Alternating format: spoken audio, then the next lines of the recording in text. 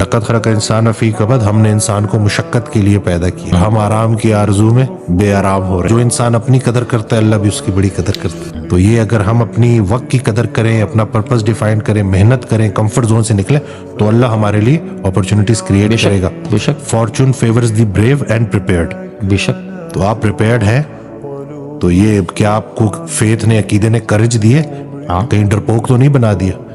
اور یہ جو بیٹھے رہنا ہے نا، یہ ویسے بھی بندے کو نا انگزائٹی کی طرف لے کے جاتا ہے۔ تو لقد خلق انسان فی کبد، ہم نے انسان کو مشقت کے لیے پیدا کیا، اور ہم آرام کی آرزو میں بے آرام ہو رہے ہیں۔ بے آرام ہو رہے ہیں۔ اللہ دیکھ لیں آپ آج یہ جتنے بھی جو دن بدن کھلتے کلینکس، اس بات کی دلیل ہے کہ انسان کا باطن بیمار ہو چکا۔ تو ہم اصل میں اندر سے کھوکھلے ہو گئے ہیں نا، بالکل۔ اور اس کی مین وجہ یہی ہے کہ کوئی ہمیں کلیئرٹی نہیں ہے کہ آئے کہاں سے اور جانا کدھر، اور کچھ کر کے جانا۔ تو گھوم کے آنا ضروری نہیں ہے، اگر استاد مل جائے تو وہ بڑا آسان کر دیتا ہے کام۔ بے شک بے شک، ایسے ہی ہے۔